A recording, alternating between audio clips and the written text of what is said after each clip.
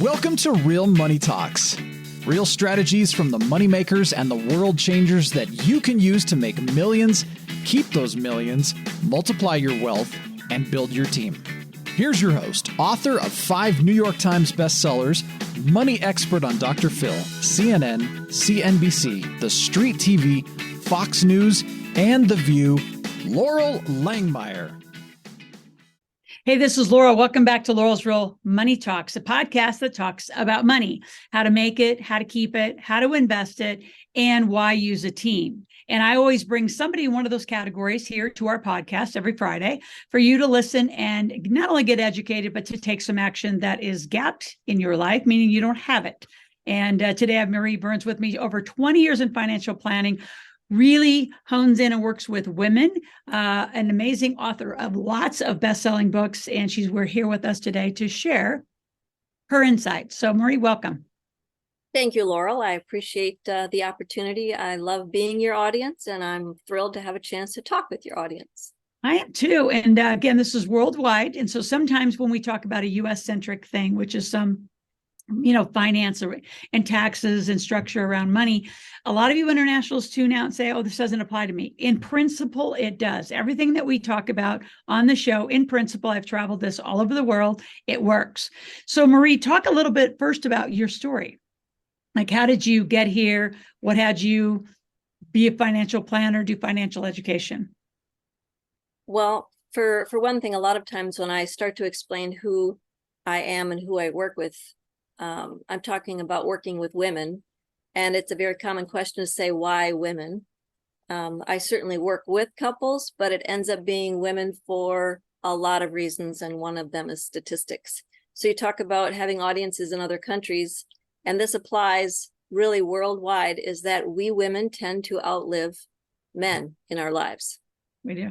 And so the statistics are actually, I think, getting worse, I guess, if we can look at it that way. 80% of married men, at least in the United States, die married, versus 80% of married women die single.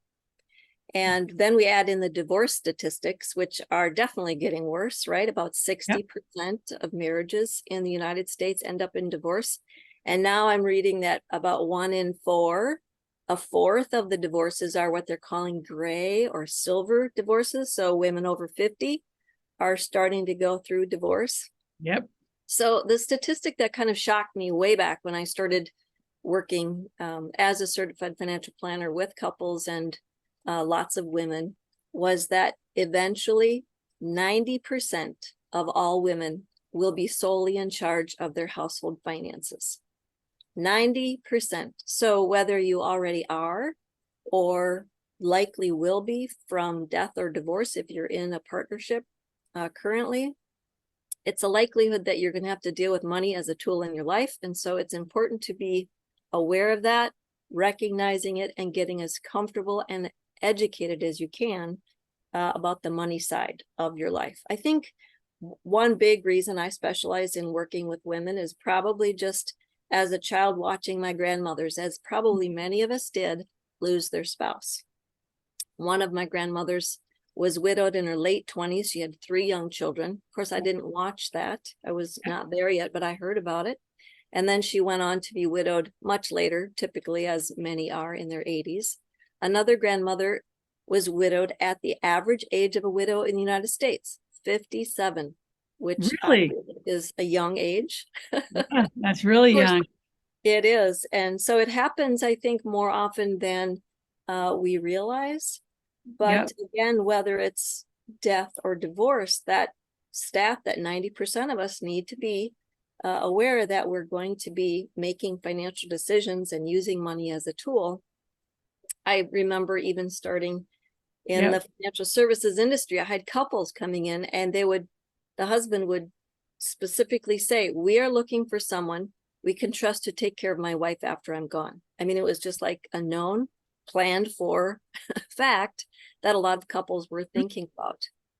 And what's interesting about that is that I teach a lot of generational wealth, as you know, and it's interesting because usually, it is the man-woman decision. And what's interesting, I just want to reinforce that, is women, it's even more important, right? As I wrote in my latest book just now about a year ago, May 10th, this is when it came out, is this isn't really a kid's book, like Make Your Kids Millionaires. It's a parenting book. It's actually a parent and kid joint book.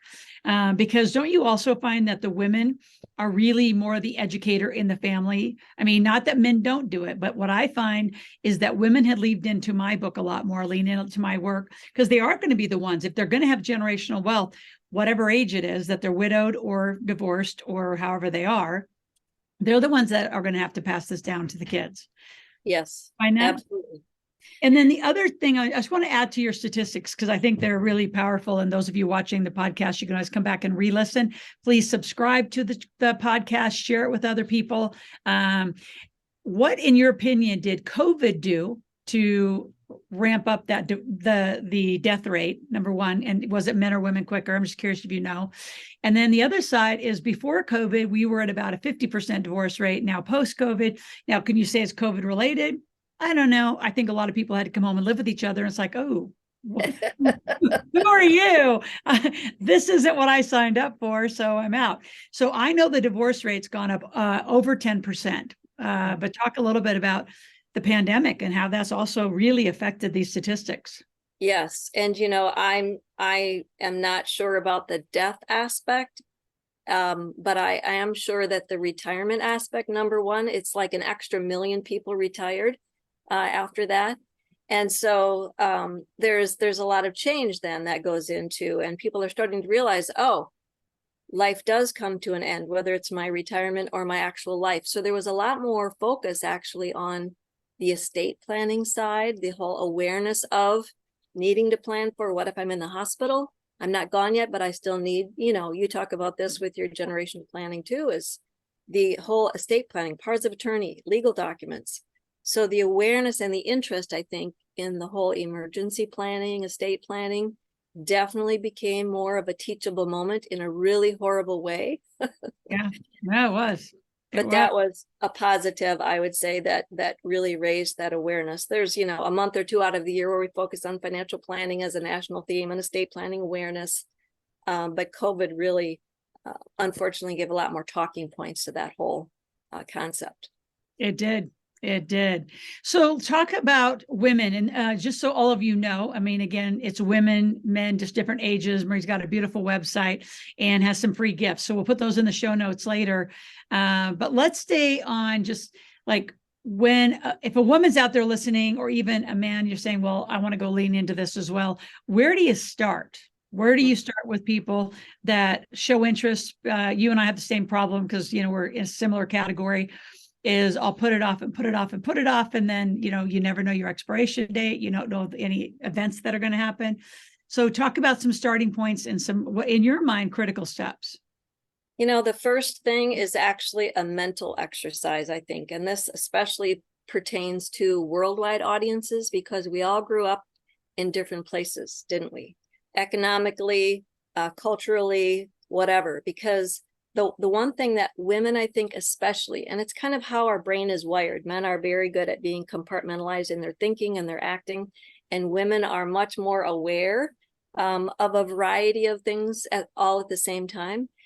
And I think it really helps us to think back. So this is the very first thing. Stop and think back about what is your money personality, because there's two things that have typically shaped our money personality. And by money personality, everybody knows, whether they've thought about it or not. Are you more of a saver or a spender? Are you kind of a nervous Nelly when it comes to money or making financial decisions? So we have this feeling of our comfort level, basically, with making money decisions. And the two things that most impacted how we are today with money, that money personality, is number one, our childhood, which we had zero control over. That's why I say internationally, you grew up in different households, different countries, different cultures, different economic statuses. And yet we've all heard that children are like little sponges concept. And that's exactly what happened even in developing our money personality. We had no ability to filter. We heard felt, experienced, even had just the feeling of tense moments, conversations that were had or not had related to finances. And so that whole childhood experience definitely impacted who you are today from a money personality standpoint. And just recognizing that, I think I've met too many women over the years that feel guilty or like they didn't do a good job because they don't know as much as they wish they knew. That's a financial literacy issue, which we know is a global problem, including here in the United States. We just don't teach it like a life skill, which it is. But from the standpoint of experiencing what you experienced in childhood, that's not your fault. You couldn't control anything about your environment, and your brain was not able to filter and say, oh, that was a good message. Oh, that was bad. Yes, this was dysfunctional. I'm never going to do this again. We just were sponges, and we have to recognize that. So number one, what was your childhood like? Acknowledge that. It's not that you're maybe glad about it or accepting it, but you're acknowledging it. Yeah. And then along those lines, I'll never forget one of my very first podcast guests. Her name was Sophia, was telling about how she remembers when she was 8 years old. She could hear her father trying to teach her mother how to balance the checkbook down the hallway. She was in one room doing something, and she heard their voices escalate and getting louder and louder and louder and louder. And all of a sudden, thud. She stuck her head out the doorway to see down the hallway, her mother lifting her head up off the dining room table. Blood is running down her face. Her father had slammed her head down onto the table. She says, I was 8 years old. And at that moment in my life, I vowed I would never rely on anyone else for the money in my life. So that's a very graphic, horrible childhood experience. We don't all have those extreme, hopefully, experiences, but it just brings me back to one of my whole concepts when I'm doing workshops and writing things and talking with women is to kind of tongue in cheek. And there's a bumper sticker that says this: remember that a man is not a financial plan. Yep. There's a great women's institute. It's called wife.org, Women's Institute for Financial Education. These two women who are certified financial planners went through divorce and didn't like the experience overall and recognized again the need for financial education for women. They came out with this bumper sticker: a man is not a financial plan. Check out their website. I actually owned the trademark to "a man is not a plan" for a long time. Yeah, not a financial plan, but a plan. That's awesome. Very good concept. So the whole childhood thing, I'm just saying is very impactful, more than probably even people realize. I remember talking with a woman in her 70s, and she recounted to me like she remembered it yesterday. When she was very young, they had a May Day dance at school. Mm-hmm. She had no idea that their family was not well off until this May Day dance. And her mother took her aside and said, we can afford to get you a new dress, but not new shoes. Mm-hmm. And as it turned out, the May Day dance process was the girls all stood in a circle, put one of their shoes in the center, and the boys would come and pick a shoe, and whichever girl's wearing the match, they would be the one they would dance with. Her shoe was the last shoe picked, and the boy that went to the middle picked it up by the lace and held it out with a straight arm as if he was holding a dead rat. She was so mortified. Yeah. She said, from that moment on, I felt less and never good enough. And it took her forever to shake that feeling. You talk to people who lived through the Depression, as an example, here in this country. I mean, that's another extreme, but even just small little incidences can impact you significantly, emotionally, from a money personality standpoint. So think about that for yourself and recognize it might make more sense now why you are like you are from a comfort level with money. And then the second thing that really is helpful is based on some fascinating research. And it's all about relationships. So think of the relationships you've been in with a significant other, and they've categorized most couples, significant other, two people living together, fall into one of three categories. One is the driver and passenger. And I encourage your listeners to think about where they are. I love that. These three categories. So the driver and passenger, just like it sounds, the driver knows everything about the finances, makes all the decisions, acts on everything, whether it's paperwork, phone call, meeting, etc., takes care of it all. And the passenger, 9 times out of 10, not always, the passenger is thrilled to be a passenger and to not have to know about any of this money stuff. Yep. That's not always the case, but that is typically. But I want to weigh in on that one, especially for those who, have been in our enterprise. And it's amazing to me how the passenger is the naysayer when making a decision to get educated, right? I mean, you know about our big table, about our education and what we do over here. And it's amazing to me how the driver, like, literally is submissive when it comes to making a decision to spend some money to say, our family is going to learn this.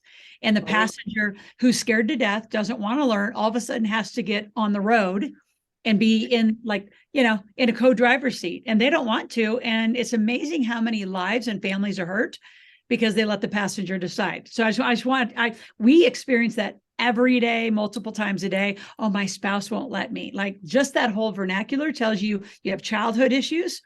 What do you mean don't let you? That's like a permission-based weird relationship. You know what I'm talking about. So I want you to weigh in on that. Yes. And I know we have two more categories to get to, but that one, I think, is also why our world is so illiterate, because the passenger drives the driver, and they're making decisions that they actually can't make.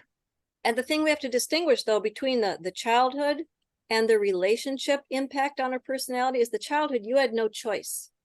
But now in a relationship, just what you're saying, you have a choice.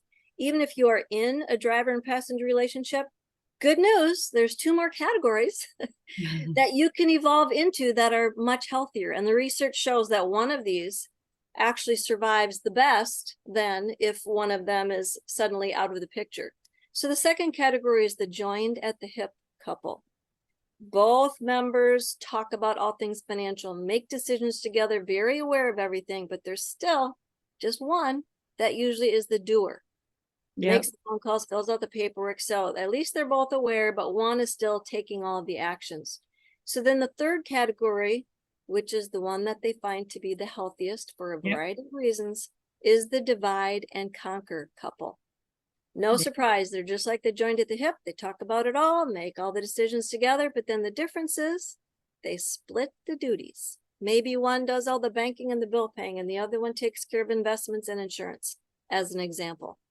So no surprise, when, this is not if, when one of them is gone, for whatever reason, death or divorce, the survivor only has 50% more that they have to have taken care of now, dumped in their lap. Those other two categories, it could be 100% all new everything, knowing and doing, on someone who's never had to deal with it before. So the good news is it's a choice. I do workshops, and I either, a lot of times I have women who are the driver and they're worried sick about their passenger spouse. So they're there to get prepared. So there's less to repair later. Or we have a lot of passenger women coming because they're getting the message, don't be a passenger.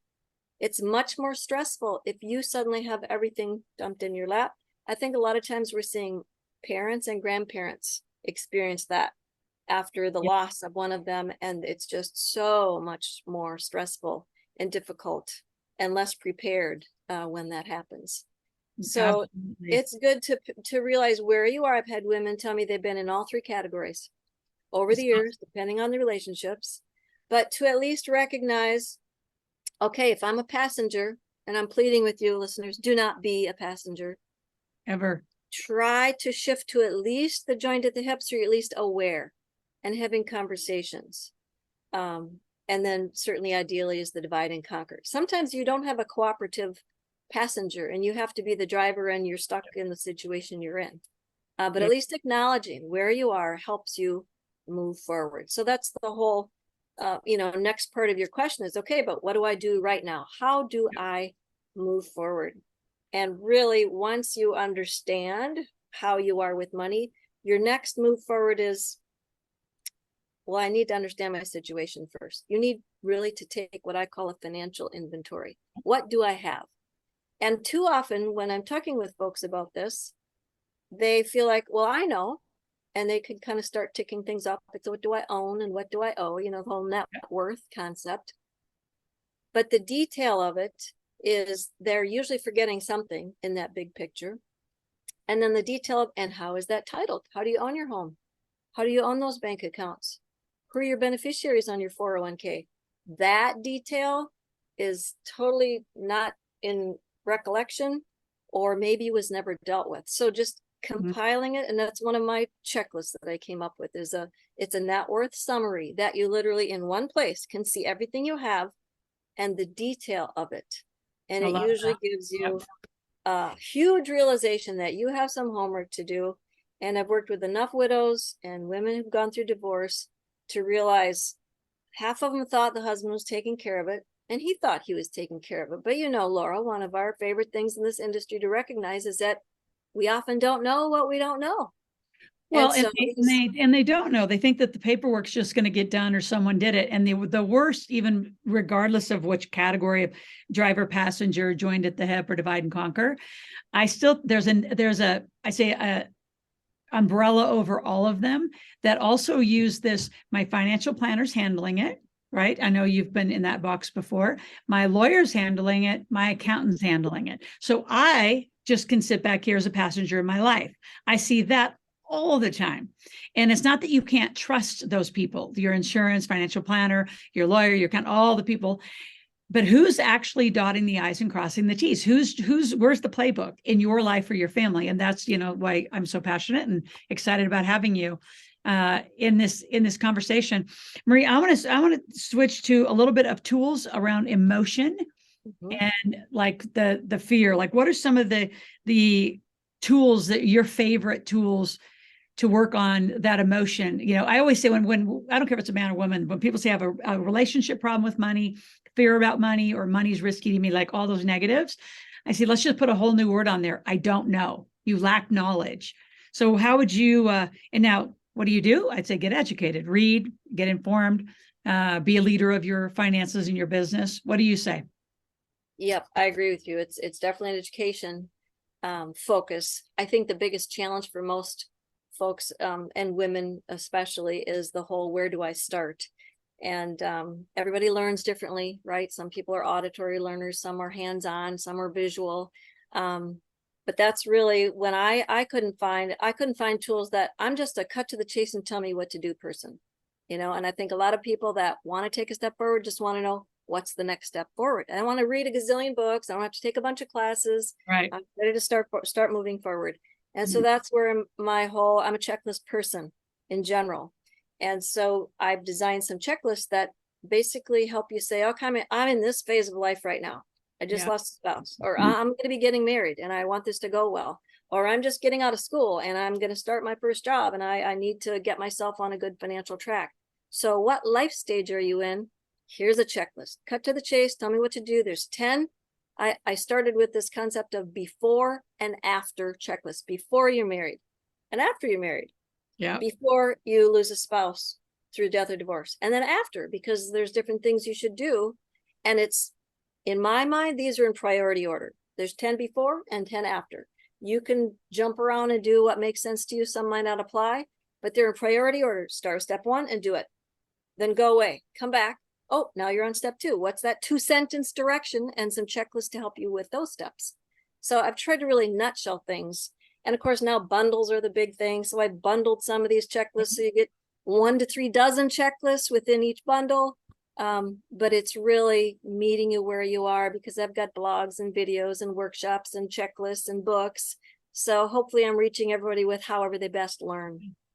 And so in the show notes below will be exactly how to reach or grab these checklists. And they're, I'm coaching her on the other side saying, make it more expensive.